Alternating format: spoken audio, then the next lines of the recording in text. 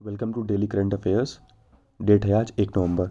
तो देखते हैं कौन कौन सी न्यूज़ इंपॉर्टेंट है। उससे पहले अगर आप चैनल पर नए हैं तो चैनल को सब्सक्राइब कर लीजिए और वीडियो को लाइक कर दीजिए। देखिए, पहली न्यूज़ है कि how are Rajya Sabha members punished for misconduct in the house.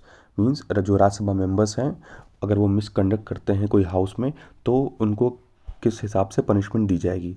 तो जिसका कंटेक्स्ट देखते हैं। कंटेक्स्ट ये है कि कुछ 8 मिनिस्टर्स जो थे वो प्रेस कॉन्फ्रेंस कर रहे थे। तो उसमें क्या हुआ कि उन लोगों ने अपोजिशन वाले मिनिस्टर को ये ब्लेम किया कि ये लोग जो है वो सिक्योरिटी जो वहाँ की है राज्यसभा की, तो सिक्योरिटी जो मेंबर्स हैं, जो वहाँ के सुरक्षाकर्मी हैं, उनके साथ ये लड़ाई झगड़ा कर रहे थे। ठीक, तो 11 अगस्त के दिन जो है एक इंश्योरेंस बिल पर चर्चा हो रही थी। ठीक, तो उसी बिल को लेकर के जो अपोजिशन मेंबर है और जो सिक्योरिटी स्टाफ है उसके बीच में कहासुनी हो गई। तो उसी को लेकर के ये न्यूज़ है। तो अब देखते हैं कि जो पनिशमेंट का बेस है वो क्या है। तो देखिए, चेयरमैन का काम होता है कि वो जो भी हाउस की जो प्रोसीडिंग है उसको स्मूथली वो कंडक्ट करवाए। ठीक, और अगर कोई भी रूल कोई भी जो पर्सन है, अगर वो कोई रूल वायलेट करता है हाउस का, तो ठीक, तो चेयरमैन जो है वो उसके अगेंस्ट जो है वो एक्शन ले सकता है। लेकिन ऐसा नहीं है कि उसके अगेंस्ट एक्शन लेने का मतलब है कि वो केवल उनको टेम्प्रोरी सस्पेंड करवा सकते हैं। कोई ऐसा नहीं है कि कोई जेल या ऐसा कोई उनको सज़ा नहीं दे सकते। ठीक, तो जो रूल 256 है राज्यसभा का, तो उसमें एक्सप्लेन किया गया है कि मिसकंडक्ट क्या होता है और उसकी सज़ा क्या होगी। तो अगर कोई एमपी जो है वो डिसरिगार्ड करता है चेयरमैन की अथॉरिटी को, मीन्स की जो चेयरपर्सन है, अगर चेयरपर्सन की पोस्ट को, चेयरपर्सन का जो पद है, अगर उसको रिस्पेक्ट करता है या जो हाउस के जो रूल्स हैं उनको वो अब्यूज़ करता है, वो फॉलो नहीं करता है रूल्स को, या हाउस का जो बिजनेस कंडक्ट हो रहा है वो उसमें बाधा उत्पन्न करने की कोशिश करता है, तो ऐसे इस टाइम क्या किया जाएगा, तो उस एमपी को या उस पर्टिकुलर पर्सन को सस्पेंड कर दिया जाएगा टेम्प्रोरी कुछ दिन के लिए। ठीक, और जो ये सस्पेंड करने की जो पावर है, देखिए जो चेयरमैन होगा राज्यसभा का, जो हाउस का चेयरमैन है, वो सिर्फ नाम सजेस्ट करेगा। बाकी जो सस्पेंशन का जो उसका काम है, सस्पेंड कौन करेगा, तो जो वहाँ के जो मेंबर्स हैं, तो मेंबर क्या करेंगे, एक मोशन मूव करेंगे राज्यसभा में, और उस मोशन के द्वारा ही उस पर्सन को सस्पेंड किया जाएगा। अब देखते हैं प्रोसीजर क्या है।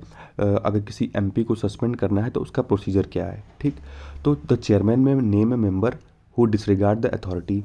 तो चेयरमैन क्या करेगा, उस मेंबर का नाम जो है वे फॉरवर्ड करेगा, आगे बढ़ाएगा कि इस पर्सन ने डिसरिस्पेक्ट किया या अथॉरिटी की रिस्पेक्ट नहीं की है, हमारे जो रूल्स हैं उनकी रिस्पेक्ट नहीं की है, और जो हमारे हाउस का जो बिजनेस है उसको रोकने की कोशिश की है। तो ऐसे सिचुएशन में तो हाउस में adopt a motion suspending the member from the service of the house for a period not exceeding the reminder of the session. जब तक सेशन की अवधि पूरी नहीं हो जाती है, मीन्स सेशन की अवधि पूरी होने तक वो जो मिनिस्टर होगा वो सस्पेंड कर उस समय तक सस्पेंड रहेगा। ठीक, द हाउस में however by another motion terminate suspension. अगर हाउस चाहे तो एक मोशन और पास करके उसके सस्पेंशन को टर्मिनेट कर सकती है, उसके सस्पेंशन को ख़त्म कर सकती है। ठीक, अब देखते हैं टर्म ऑफ सस्पेंशन क्या है, कि मतलब अगर सस्पेंड किया जाता है तो उसका मैक्सिमम जो पीरियड होगा क्या होगा। तो जो मैक्सिमम पीरियड होता है वो होता है रिमाइंडर ऑफ द सेशन के लिए। मीन्स जब तक सेशन चल रहा है, मीन्स जो बाकी का सेशन बचा हुआ है उस पीरियड तक के लिए ही उस मेंबर को सस्पेंड किया सकता है। सस्पेंडेड मेंबर जो होगा वो जो है मीटिंग अटेंड नहीं कर सकता। ठीक, he will be not be eligible to give notice for discussion, और उसको डिस्कशन से पहले कोई नोटिस भी नहीं दी जाएगी। And he loses the right to get a reply to his questions, और उसके जो सवाल हैं उसके जवाब भी उसको नहीं मिलेंगे, वो इसका अधिकार खो देता है। तो ये न्यूज़ आपको जीएस सेकंड पेपर में appointment to various constitutional post, power, function and responsibility of various constitutional bodies, GS second paper में आपको ये काम आएगा।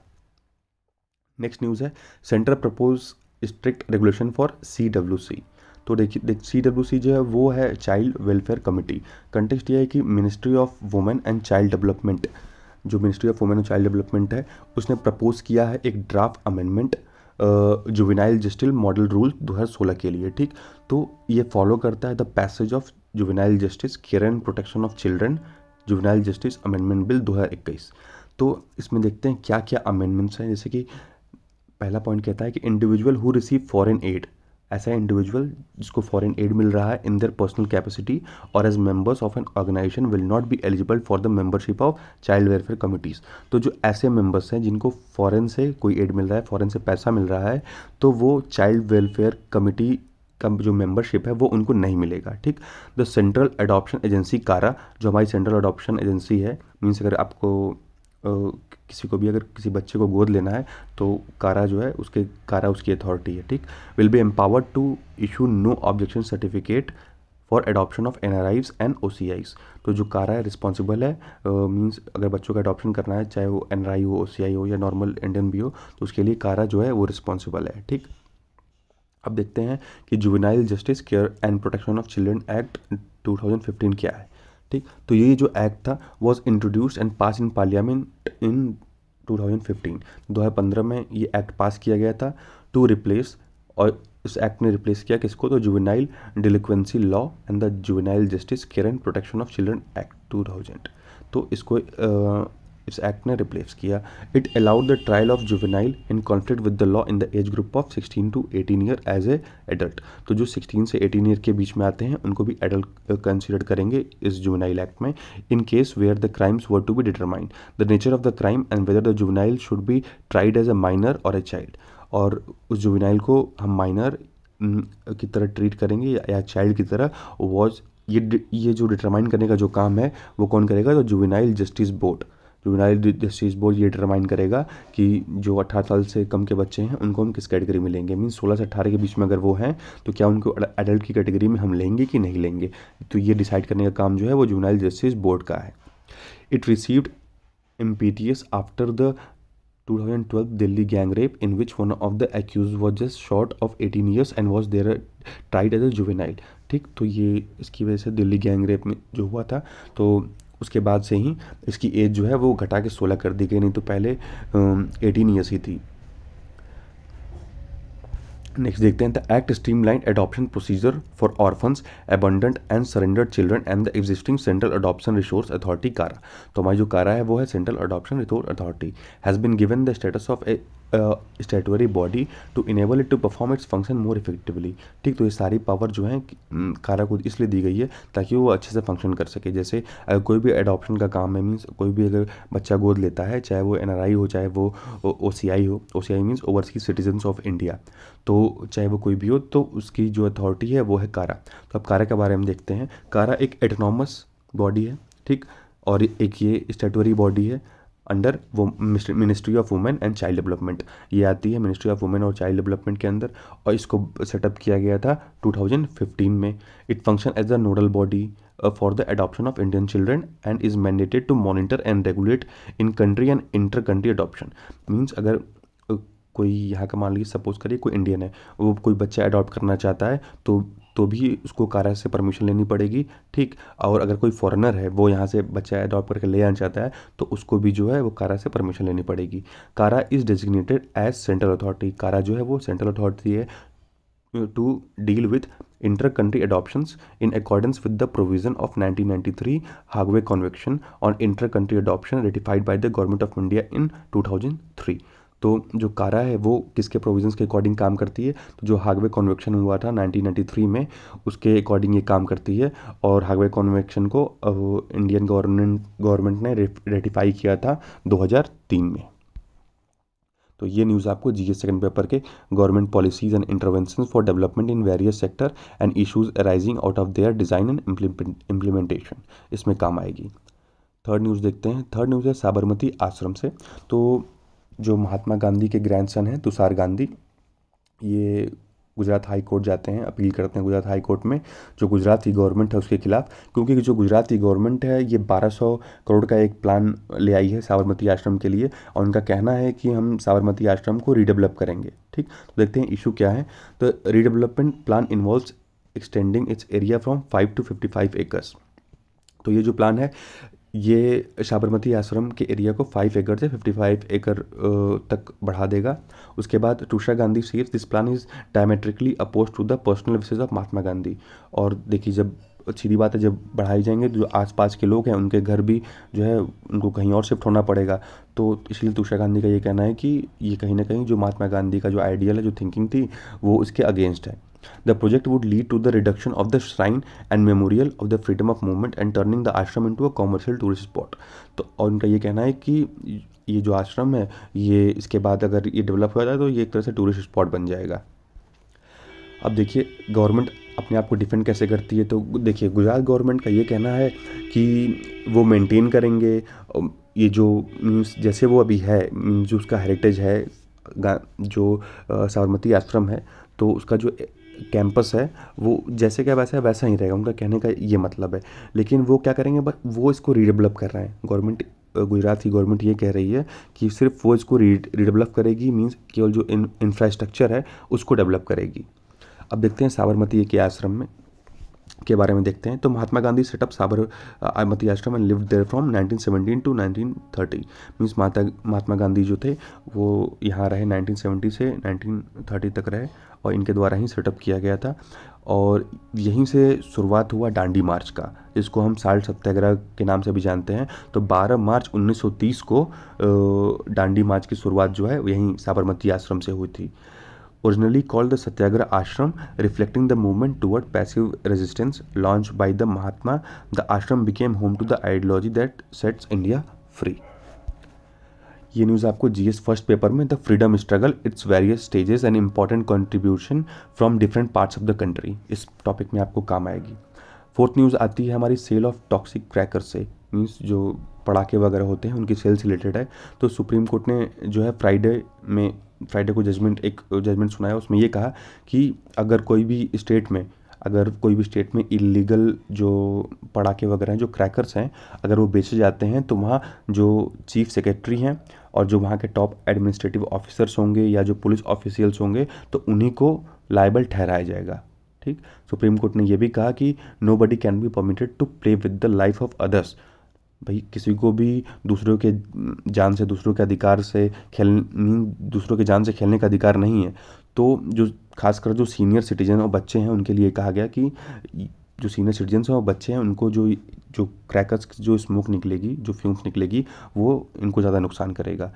और अगर यूज़ करना ही है तो ऐसे फायर क्रैकर्स यूज़ करें जो कि मीन्स पोल्यूशन ज़्यादा न कॉज करता हूँ, जो ग्रीन क्रैकर्स हों। ठीक, only those fire crackers are banned which are found to be injurious to health and affecting the health of citizens. तो ऐसे फायर क्रैकर बैंड है जो हेल्थ के लिए ज़्यादा खतरनाक है। Any lapse on the part of state government, state agency and union territory shall be viewed very seriously.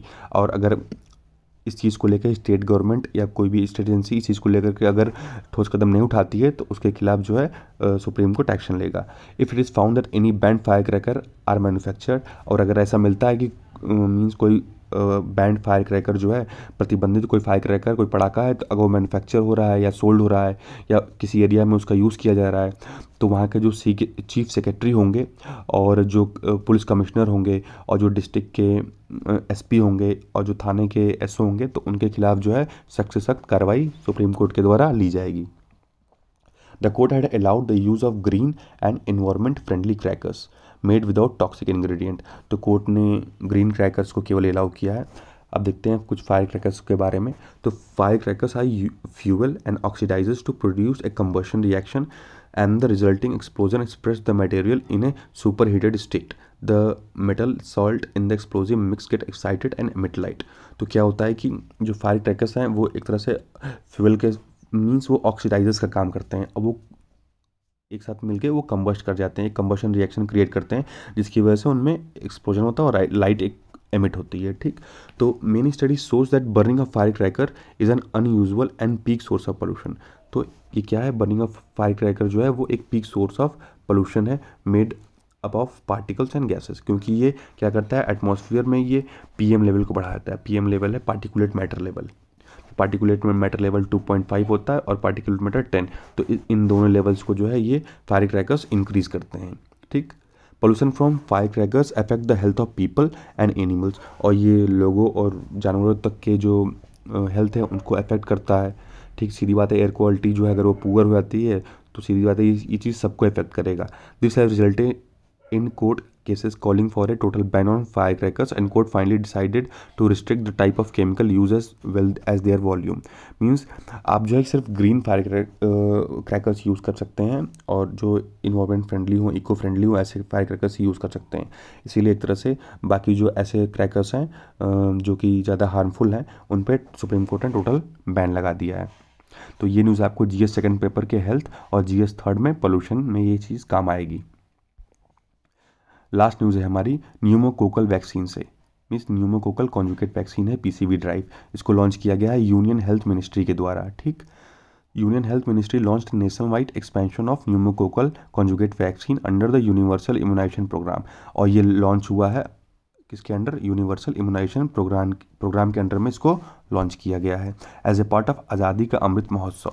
ठीक, तो आज़ादी का अमृत, कमेंट में आप ये बताइए कि आज़ादी का अमृत महोत्सव अभी कुछ दिन पहले कब मनाया गया था, आपको डेट बताना है. It was for the first time in the country that PCV would be available for universal use. Means ये पहली बार ऐसा हुआ कि जो ये न्यूमोकोकल कॉन्जुगेट जो वैक्सीन है, ये पहली बार सभी के लिए अवेलेबल होगी.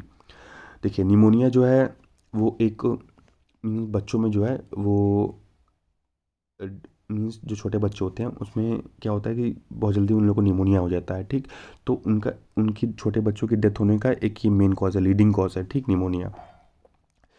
निमोनिया के बारे में देखते हैं. ए variety of organism including bacteria, virus and fungi can cause pneumonia. तो देखिए, बैक्टीरिया हो, चाहे वायरस हो, चाहे फंजाई हो, तो ये तीनों जो हैं ये निमोनिया कॉज कर सकते हैं. ठीक, ऐसा नहीं है कि सिर्फ बैक्टीरिया से ही होता है. बैक्टीरिया, वायरस या फंजाई, ये कोई भी जो है ये निमोनिया कॉज कर सकते हैं. और निमोनिया किससे होता है? तो ये न्यूमोकोकस एक बैक्टीरिया होता है, न्यूमोकोकस उसको बोलते हैं, ये न्यूमोकोकाई बोलते हैं. Most common cause of the severe pneumonia in children. ठीक, सीवियर निमोनिया का जो कारण है वो क्या है? न्यूमोकोकस है. ठीक, around 16% of death in children occurs due to pneumonia India. और करीब जो 16% की जो डेथ है इंडिया में बच्चों की, वो किसकी वजह से होती है? तो वो निमोनिया की वजह से होती है. The national wide roll out of PCV will reduce child mortality around by 60%. तो जो चाइल्ड मोर्टेलिटी रेट है उसको करीब जो ये वैक्सीन है वो 60% से कम कर देगी. अब देखते हैं हम इसके सिम्टम्स क्या है. इसका सिम्टम है चेस्ट पेन, जब सांस लेने में तकलीफ़ होती है, खांसी आती है. ठीक, कफ आता है, और उसके अलावा फीवर वगैरह हो जाता है. और मीन्स सांस लेने में इसका मेन सिम्टम यही है कि सांस लेने में तकलीफ़ होती है जो छोटे बच्चे होते हैं उनको. और फीवर हो जाता है, और जो फीवर आता है वो मीन्स चिल के साथ आता है, मीन्स ठंड लग के फीवर आता है. ठीक, इसका ट्रीटमेंट है जैसे एंटीबायोटिक्स, एंटीवायरल और एंटी फंगल जो मेडिसिन्स हैं वो इसके ट्रीटमेंट में आती हैं. और इसको प्रिवेंट करने के लिए अगर हेल्दी डाइट ली जाए, अच्छा हाइजीन और वैक्सीनेशन, तो उससे जो है इसे न्यूमोनिया से बचाया जा सकता है. ये न्यूज़ आपको जीएस सेकंड पेपर हेल्थ में काम आएगी. अगर वीडियो अच्छी लगी हो तो लाइक कर दीजिए और चैनल को सब्सक्राइब करना ना भूलिए. Thank you, thanks for watching.